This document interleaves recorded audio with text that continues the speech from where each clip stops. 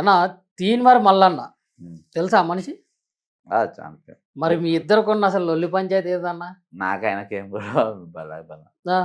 మరి ఎందుకని? ఆయనకు ఆయన ఆయన ఆయన బీసీ నాయకత్వం కోసం బీసీలు అన్యాయం అవుతుందని చెప్పి బీసీల మీద ప్రేమ వచ్చి ఈరోజు ఆ స్లోగన్ ఎత్తిచ్చిండో ఎవరు?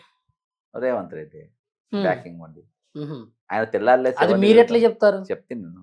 హ్మ్. ఆయన ఎవరిని తిట్టిండు? ఫస్ట్ ఉత్తమ్ కుమార్ రెడ్డిని తిట్టిండు. అవును. ఉత్తమ్ కుమార్ రెడ్డి ఎక్కడ? నల్గొండ.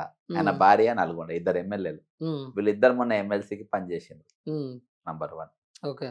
రెండవది హ్మ్. సెకండ్ తిట్టింది కోమారెడ్డి వెంకరెడ్డిని. హ్మ్. నల్గొండ నీకు హ్మ్. పని చేసిండు. హ్మ్. పొంగులేటి శ్రీనివాసరెడ్డి నీకు పని చేసిండు. హ్మ్. వీళ్ళు ఎవరికి శత్రువులు? నీకు శత్రువులు కాదు కదా. హ్మ్. వీళ్ళు ఎవరికి శత్రువులు? ఇంటర్నల్‌గా, పొలిటికల్‌గా రేవంత్ రెడ్డికి రేవంత్ శత్రువులు. రెడ్డికి శత్రువులు గావచ్చు. రేవంత్ రెడ్డికి శత్రువు. ఎందుకంటే నేను సీఎం గావాలి, నేను సీఎం గావాలన్న ఈ ఒక ముగ్గురు ఆలోచన. కూడా యాస్పిరెంట్స్. అవును. ఎవడెవడైతే యాస్పిరెంట్ అని వస్తాడో వాళ్ళ మీద దాడులు జరుగుతాయి. ఈరోజు ఉత్తమ్ కుమార్ రెడ్డి మీద గాని, ఈళ్ళ మీద గాని ఈడీ రైడ్‌లు జరగలేకపోయినాయి. హ్మ్. ఒక ఈయన మీదనే అయినాయి. హ్మ్. అర్థమైంది కదా. అర్థమైంది. అయితే పొంగులేటి మీద ఎందుకయిందంటే పొంగులేటికి ఇది మళ్ళా పొంగులేటిని అదాని దగ్గర తీసుకపోయి మళ్ళా దండం పెట్టించింది ఈయననే హ్మ్. కాంప్రమైజ్ చేసి. ఓకే. ఆయనకు అందుకనే ఆ యాదాద్రి మన అంబుజా సిమెంట్ ఫ్యాక్టరీకి ఇది ఇచ్చింది. ఆయన ఓ రూ. 100,00,00,000 సందా ఇచ్చిండు. హ్మ్. టార్గెట్ చేసి దానివల్ల బీసీలకు ఏం ఉపయోగం? ఈరోజు నువ్వు బీసీ నాయకత్వం నిజంగా జరగాలంటే నువ్వు కాంగ్రెస్‌లో రాకుండా పార్టీయే పెట్టేది ఉండే. ఓకే. ఇయాల ఎమ్మెల్సీ అయ్యి నీ ఎమ్మెల్సీ డ్యూటీ ఏంది? గ్రాడ్యుయేట్ పట్టభద్రుడే ఇది. ఓకే. ఈరోజు పట్టభద్రులు 29 జీవో మీద రోడ్డెక్కిండ్రు. హ్మ్. వాళ్ళ సిలబస్సు 15 రోజుల ముందు ఎగ్జామ్ అనంగా తెలుగు అకాడమీ నువ్వు చదివినావు. ఆ పుస్తకాలు పనిచేయయి. నీవు ఇన్ని రోజులు చదివినా పనిచేయయి. హ్మ్. వికీపీడియా ప్రిపేర్ కమ్మంటరుగా ఇచ్చిండ్రు. దాని మీద హ్మ్. నువ్వు వాయిస్ ఎత్తాలి కదా. హ్మ్. ఈరోజు గురుకులం పోస్టులు నీవు డీమెరిట్ గాక మెరిట్‌తోని నువ్వు ఇది చేసి డీమెరిట్ వదిలేయడం వల్ల 3000 పోస్టులు మిగిలినాయి. అంటే కిందియి అన్ని నిండినాయి. పైనయి అన్ని మిగిలినాయి. ఓకే. అర్థమైందా? కిందియి మిగిలిపోయినాయి. కిందయి హ్మ్. నిండిపోయినాయి. ఓకే. అదొచ్చింది. అయితే 10 పైనకెళ్ళొస్తే అవన్నీ నిండిపోయి మొత్తం నిండిపోవు. రూపాయి ఉండకపోవు. ఒక పోస్ట్ కూడా ఖాళీ ఉండకపోవు. హ్మ్. అర్థమైందా? ఇవన్నీ గూడా మెగా డీఎస్సీ అని జెప్పి టైం అడిగింది ఇయ్యలే. నీ గొంతెందుకు ఎత్తలే? ఎందుకు మూగపోయింది? హ్మ్. అయితే నిజంగా చేయాల్సిన డ్యూటీ జేయకుంటా, ఈరోజు ఆర్ కృష్ణయ్య చేసే డ్యూటీ నేను చేస్తా అంటే ఎట్లా చెప్పు? ఓకే. ఆర్ కృష్ణయ్య బీసీ నినాదం ఎత్తుకుంటాడు. అవును. వాళ్ళు ఎస్టోళ్ళకు నువ్వు మద్దతు తెలపాలే. హ్మ్. చేయమని జెప్పాలి. ఆర్థికంగా ఇది జేసి. అవును. ఇగ నువ్వు పోతుందెందుకు? చాలా అందులో సీనియర్ గాబట్టి మొదటి నుంచి గూడా బీసీలు, నా బీసీలు అనుకుంటా పార్టీ కోసం పార్టీ తరపు నుండి బీసీలకి న్యాయం జేయాలన్న ఆలోచనతో ఆర్ కృష్ణయ్య గారు ఉంటారు ఫస్ట్ నుంచి. ఆయన ఆయన ఫేమస్ ఆయన. హ్మ్. నువ్వు ఆయనకు సపోర్ట్ ఇప్పుడు నిన్న జేయాలి. మొన్నొచ్చినాయన ఆయన గాకుండా జాజుల సీన్ ఉన్నాడు. హ్మ్. ఆయనకు సపోర్ట్ జేయాలి నువ్వు. హ్మ్. ఆయనకు ఫండింగో అదో ఇదో జేసి ఇప్పుడు పెట్టే మీటింగ్‌లో వాళ్ళ ఆధ్వర్యంలో పెట్టించి వాళ్ళని నువ్వే ఎందుకు పోతున్నావు? హ్మ్. నువ్వే ఎందుకు పోతున్నావు? నువ్వు ఓకే. ఎందుకు పోతున్నావు అంటే నీకు స్వార్థం ఉంది కాబట్టి పోతావు. హ్మ్. నువ్వు స్వార్థం ఉందనా? పసుపుగా లేకుంటే మన రేవంత్ రెడ్డి మంత్రి గారు పదవే ఒక వ్యూహం ప్రకారం పంపిస్తున్నారా? వ్యూహమే.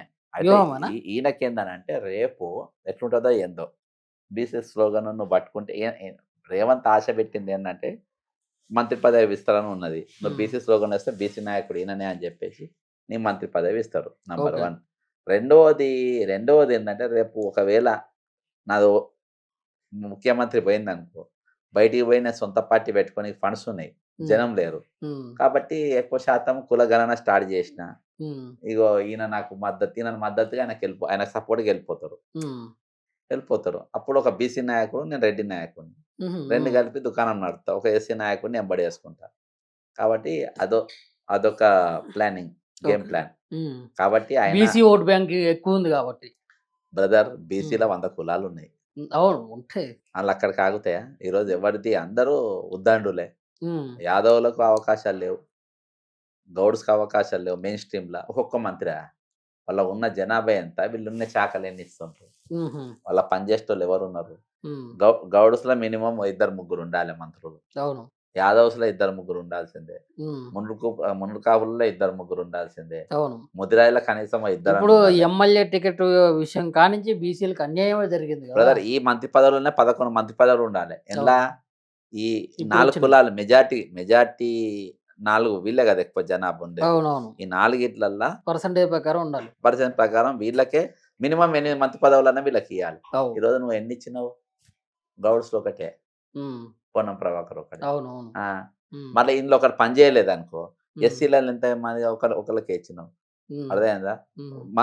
ఎవరైనా పోతే కత్తిరించుకుంటారు అనుకో, శాడిస్ట్ ఉన్నాడు అనుకో, ఆ కులంలో ఉన్న ఫర్ ఎగ్జాంపుల్ యాదవ్ మంత్రి హ్మ్. శాడిస్ట్ ఉన్నాడు. ఓకే. యాదవ్‌లో ఉండడు. హ్మ్. ఇంకో యాదవ్ మంచోడు ఉన్నాడనుకో, ఈయన పని చేయకుండా ఆయన దగ్గరికి పోయేటోళ్ళు.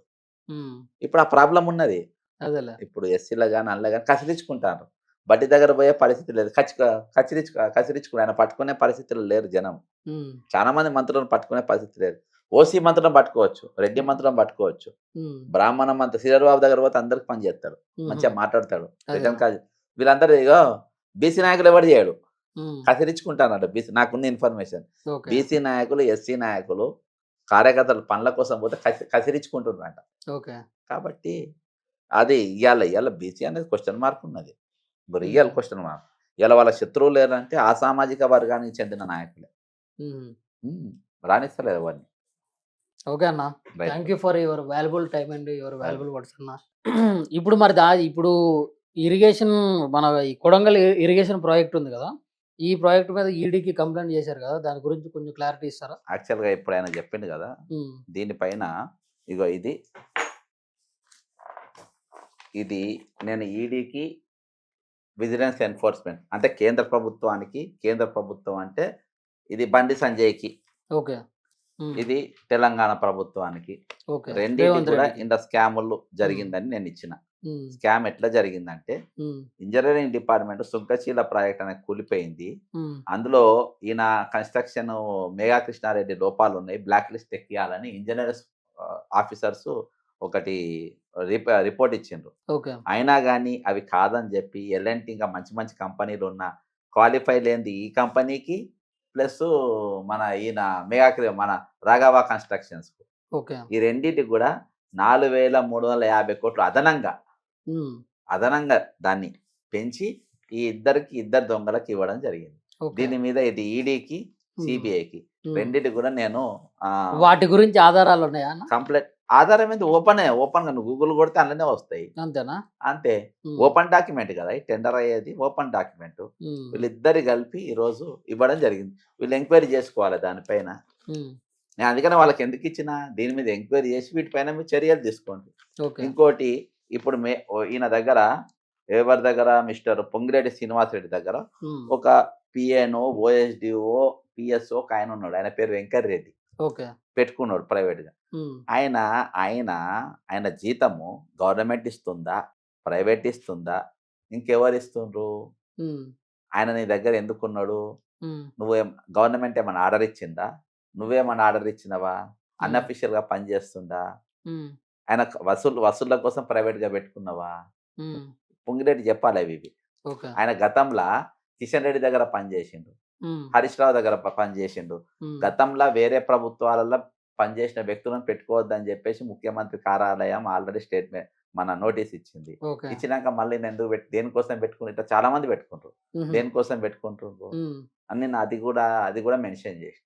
ఓకే. అంటే ప్రైవేట్ వర్క్స్ కోసం వీళ్ళంతే. అదే. ఇప్పుడు పొంగులేటి శ్రీనివాసరెడ్డి గారి వల్ల ఇప్పుడు మన రేవంత్ రెడ్డికి ఏమన్నా ముప్పు పొంచి ఉండే అవకాశం ఉందంటారా? ముప్పు ఉంటే ఆయన వర్కెందుకిస్తరు? హ్మ్. ఆయన పెండింగ్ బిల్లులు ఎందుకు క్లియర్ జేస్తరు? హ్మ్. రైతు బంధు కంటే రైతులకు రైతు బంధు ఇచ్చుడు కంటే నా పొంగులేటి పాత బిల్లులు ఇచ్చుడే నాకు ఇంపార్టెంట్ అని హ్మ్.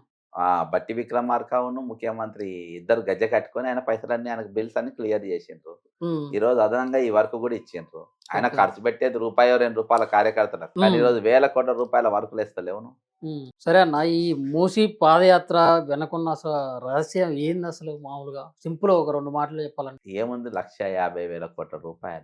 అంతేనా? అర్థమైందా? పక్కా. దాన్ని అహా! దాని బడ్జెటే ముఖ్యమంత్రి జెప్పిందే. హ్మ్. దాంట్లో అసలు సిక్స్ ఎంత ఖర్చయ్యే అవకాశం ఉంటది? ఎంత మిగిలే అవకాశం ఉంటది? ఏది? మిగులుబారెంత? ఖర్చెంత? సింహభాగం మిగులుంటది. అది హ్మ్. లేనిదే పాదయాత్ర చేస్తారా? ఇయాల కాళ్ళు నొయ్యంగా హ్మ్. నువ్వు ఇచ్చిన 6 హామీలు నెరవేర్చకుండా ఈరోజు హ్మ్. ప్రియాంక గాంధీ గారితోని మీరు వాగ్దానం చేపించిండ్రు. 4,000 నిరుద్యోగ భృతి అని. ఇస్తుండ్రా? మీరిచ్చిన వాగ్దానం ఢిల్లీ వోళ్ళని మొత్తం దొంగలని చేసినావు ఇయాల. ఓకే. ఢిల్లీ నాయకులను ఇక్కడ దొంగలని చేసినావు. మరి నీవేం చేస్తుంటే ఇవన్నీ అడగని అంత ఇంట్రెస్ట్‌గా ఎందుకు పెడుతున్నావు? హ్మ్. పైసల కోసం. ఓకే. మూసీ ప్రక్షాళన చిత్తశుద్ధితోని జరుగుతలేదు. మూసీ ప్రక్షాళన వాళ్ళ జేబులు నింపుకోనికే. హ్మ్. అందుకనే ఒక ఎంపీని ప్రత్యేకంగా దాని మీద పెట్టి మూసీకి సంబంధం లేని ఊర్లతోని పాదయాత్ర చేపించుకుంటా హ్మ్. తిరుగుతుండ్రు. ఓకే. అంతే. ఇప్పుడు కేటీఆర్ అరెస్ట్ అయితుడు అని జెప్పేసి కాంగ్రెసోళ్ళు చెప్తా ఉన్నారు. అసల కేటీఆర్ అరెస్ట్ అయ్యే అవకాశం ఉందంటారా? అరెస్ట్ అయితాడు. ఏ కేసులో అయితుండు? హ్మ్. పిటి కేసులలో అయితుండు. హుహు. అర్థమైందా? ఈ రేసో ఏదో కార్ రేస్‌లో ఉందిగా. హ్మ్. హ్మ్. కార్ హ్మ్. రేస్‌లో ఏదో స్కామ్ చేస్తున్నామని రేవంత్ రెడ్డికి సంబంధించిన పత్రికలల్లా అవు. వస్తుంది. హ్మ్. అది ఆయన మలేషియాకో ఎటో పోయిండు. ఈరోజు నేను అంటుంది ఒకటే. ఈరోజు హ్మ్. పెద్ద పెద్ద స్కామ్‌లు జరిగినాయని నువ్వే చెప్పినావు. హ్మ్. ఆ! అవును. Kaleshwaram scam, mission Bhagiratha scam, Dharani scam, ఆ! ఇట్లా చాలా స్కామ్‌లున్నాయి. హ్మ్. అందులెందుకేస్తలేవు నువ్వు? హ్మ్. ఇన్నెందుకేస్తున్నావు? ఇది 300 కోట్లే గదా! అవును. సరే అవ్వేసి అందులో ఇది గూడా పెట్టొచ్చు గదా! అదెందుకు పెట్టరంటే చెప్తా. హ్మ్. కాళేశ్వరం ముట్టుకుంటే కాళేశ్వరం కమిషన్‌లు అన్ని పార్టీలకిచ్చిండ్రు. హుహు. ఇంక్లూడింగు కాంగ్రెస్‌కిచ్చిండ్రు, బీజేపీకిచ్చిండ్రు, బుడ్డ బుడ్డ పార్టీలకిచ్చిండ్రు. సిపిఐ, సిపిఎంలు గూడా మాట్లాడారు దాని గురించి.